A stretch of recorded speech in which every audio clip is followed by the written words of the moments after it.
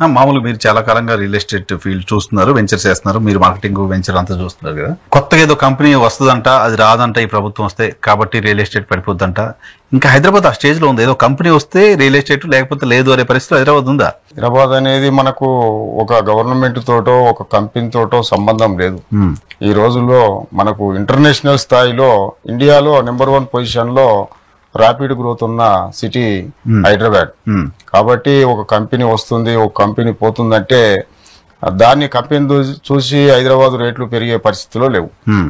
So Hyderabad లో ఇప్పటికే ఇల్లు లేని వాళ్ళు కొన్ని లక్షల మంది ఉంటారు, కొత్త కంపెనీలతో సంబంధం లేకుండా. వాళ్ళందరికీ ఇల్లు కావాలంటే ఎక్కడో చోటు కొనాల్సిందే కదా, 100% కొనాలంటే రియల్ ఎస్టేట్ వెంచర్స్ ఉండాల్సిందే కదా. సో అప్పుడు కంపెనీకి రిలేట్ చేయడం అనేది మామూలుగా బయటకు వచ్చే చర్చ తప్ప అది ఇష్యూ కాదు.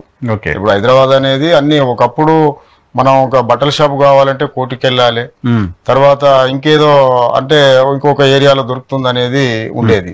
ఇప్పుడు ప్రతి ఏరియాల్లో అన్ని చోట్ల అవసరాలకు ఏదైతే కావాలో అన్ని చోట్ల దొరుకుతా ఉన్నాయి.